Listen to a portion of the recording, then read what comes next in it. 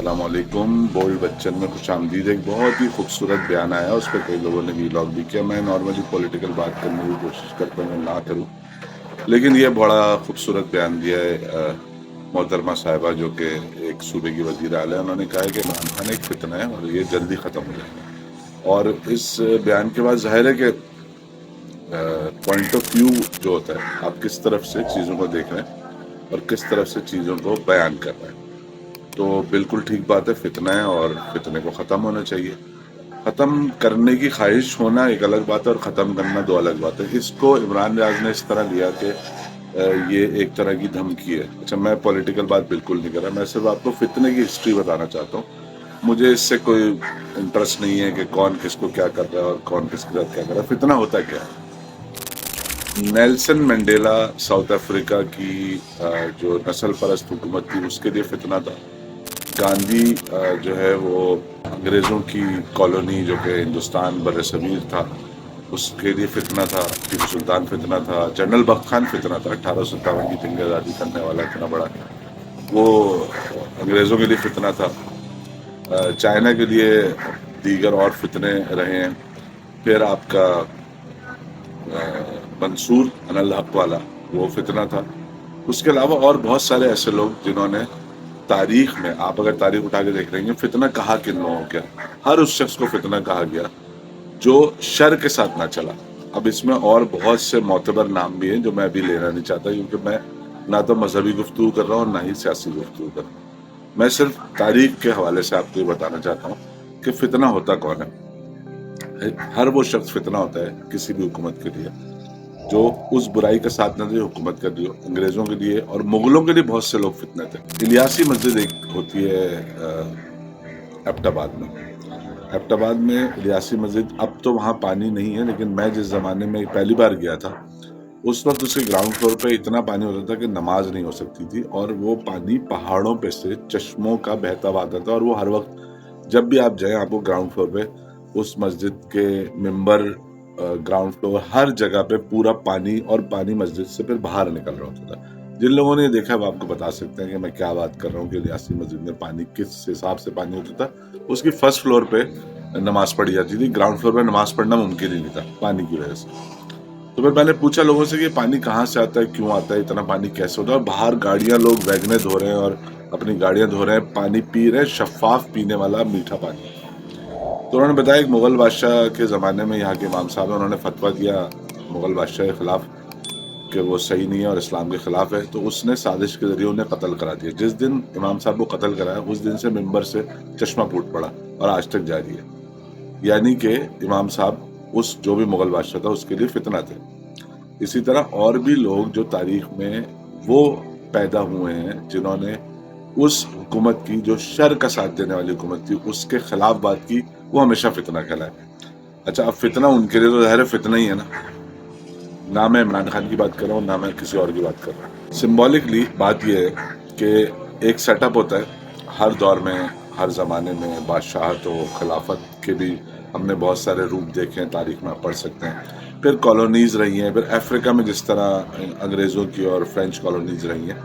ہر وہ شخص جو ان کے خلاف بات کرتا تھا, جو یہ کہتا تھا کہ یہ ظالم ہے, یہ حکومت صحیح نہیں کر رہی, یہ ظلم کا بازار گرم کیا ہوا انہوں نے, یہ دو طرح کی انہوں نے معیارات رکھے ہوئے, اپنے لیے الگ قانون ہے, یہاں کے عوام کے لیے الگ قانون ہے, ہمارے حق پہ ڈاکہ مارتے ہیں, ہماری چیزیں چراتے ہیں. آج تک ہندوستانی فلموں میں بات کی جاتی ہے نا کہ ہندوستانی ایک سونے کی چڑیا تھی اور یہاں سے جو ہے وہ انگریز آئے اور یہاں سے ساری چیزیں. کوہ نور ہیرا کہاں ہے؟ کوہ نور ہیرا جو ہے وہ برٹش میوزیم میں ہے نا, یا جہاں پہ بھی ہے انگلینڈ میں ہے نا. تو وہ کہاں سے گیا؟ تو یہ سب جو کچھ بھی یہاں سے نولکھا پویلین لاہور کے فورٹ میں اور آگرے میں اور تاج محل میں باقاعدہ قیمتی پتھر جو ہے وہ جڑے ہوئے تھے. تو اس وقت جو لوگ یہ پتھر چرانے کا کام کر رہے تھے, یعنی اس وقت کی انگریز سرکار جو بھی یہ کام کر رہے تھے اور اپنی ملکہ کو خوش کرنے کے لیے یہاں سے چیزوں کو تباہ کر رہے تھے اور قیمتی پتھر اور نواردات کو نکال کے لے جا رہے تھے, جو ان کو روک رہا تھا وہ فتنہ تھا. جو نکال رہے تھے, چوری کر رہے تھے, وہ ٹھیک تھے کیونکہ وہ حکومت میں تھے. تو جب بھی کوئی حکومت کرتا ہے, جو خلاف کھڑا ہوتا ہے حکومت کے, کہتا ہے یہ ہمارا ملک ہے, ہم خود حکومت کریں گے, آپ کون ہوتے ہیں باہر سے حکومت کرنے والے, وہ فتنہ ہے. مثال میں نے آپ کو بتا دی, ٹیپو سلطان ہے, جنرل بخت خان ہے, یہ سارے لوگ, اپنا سراج الدولہ, یہ سب لوگوں نے مخالفت کی. جو مخالفت کرتا ہے وہ فتنہ ہوتا ہے. تو بات یہ ہے کہ اگر وہ فتنہ ہے وہ تو طے ہو گیا سرٹیفائڈ فتنہ بھائی. فتنے کا مطلب یہ ہے کہ وہ شخص جو نہ مانے، وہ قوم یا وہ لوگ یا وہ گروہ جو نہ مانے اس حکومت کو جو اپنی منمانی کرنا چاہتی ہے جس دور میں بھی ہو، وہ کوئی سا بھی زمانہ ہو. آج بھی پورے عرب ورلڈ میں کہیں کوئی شخص حکومت کے خلاف بات کرتا ہے تو وہ حکومت کے لیے فتنہ ہوتا ہے اور اس کو غائب کر دیا جاتا ہے یا جو بھی کیا جاتا ہے اس کے ساتھ. ریسنٹ واقعات میں آپ دیکھ بھی سکتے ہیں کیا کچھ ہوا ہے جو ترکی میں ایک صحافی کے ساتھ ہوا تھا اور دیگر واقعات ہیں. تو بات یہ ہے کہ اصل میں جو لوگ حکومت کر رہے ہیں وہ ہمیشہ دیکھیں پوری تاریخ اٹھا کے ہنیبال سے لے کے آپ چنگیز خان، ہلاکو خان سے لے کے اور مغلوں تک آ جائیں اور پھر اس کے بعد انگریزوں تک آ جائیں اور آج تک آ جائیں، یہ سارے لوگ جو ہے نا، جو بھی لوگ حکومت کر رہے ہوتے ہیں وہ ہمیشہ اپنے آپ کو صحیح سمجھتے ہیں. ہر ظلم کر کے صحیح. آپ کے خیال میں یزید اپنے آپ کو غلط سمجھتا ہوگا؟ وہ بھی تو صحیح سمجھتا تھا نا اپنے آپ کو، لیکن صحیح تو نہیں ہے نا. تو یہ تو تاریخ طے کرتی ہے نا کون صحیح ہے، اور اس وقت بھی طے ہو سکتا ہے.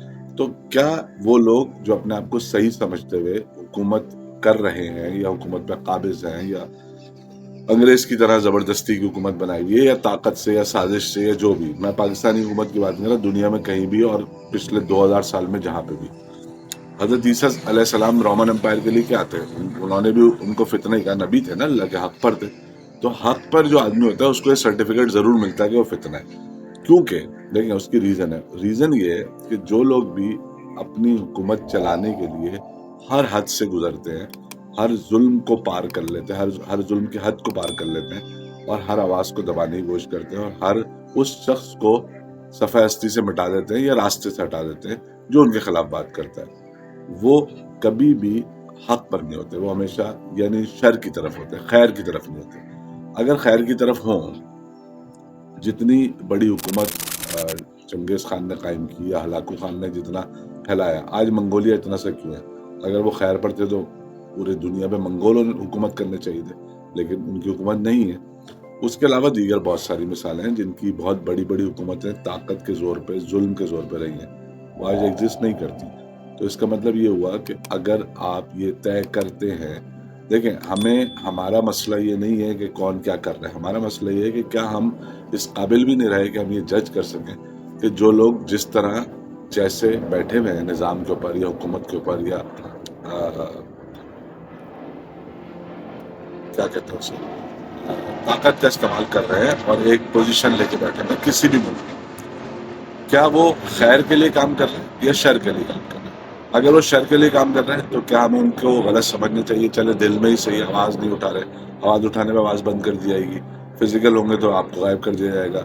دل میں برا سمجھنے کے قابل ہیں ہم آپ اس وقت؟ کیا ہم یہ سوچ سکتے ہیں؟ کیونکہ یہ سچویشن دیکھیں بہت جلد ایسا ممکن ہے کہ بہت جلد وہ وقت آئے جب دجال نمودار ہو جائے، اور جب دجال کے بارے میں ہم سب نے پڑھا ہوا ہے، وہ کون ہے، کیا کرے گا، کیا کیا اس کے کنٹرول میں ہوگا.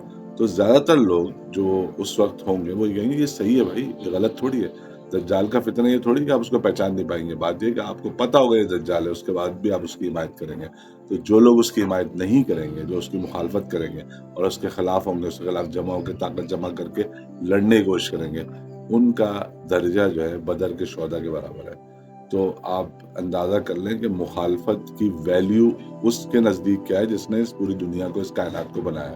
تو ہم اپنے آپ کو، ہمیں یہ طے کرانا بہت ضروری ہے کہ ہم کس طرف کھڑے ہیں. ہم شر کو شر سمجھ رہے ہیں یا شر کو خیر سمجھ رہے ہیں؟ فتنے کو فتنہ سمجھ رہے ہیں یا اصل فتنے کو فتنہ سمجھ رہے ہیں؟ اصل مسئلہ یہ ہے. لیکن ظاہر ہے کہ اس وقت جو صورتحال پاکستان میں مہنگائی اور دیگر معاملات، بجلی کے بل ہیں، اس کے بعد اس طرف کون سوچے گا؟ ضرورت بھی نہیں ہے سوچنے کی. مگن رہیں اپنے کام میں، جئیں زندگی، انجوائے کریں اور بجلی کے بل بھرتے رہیں. اللہ حافظ.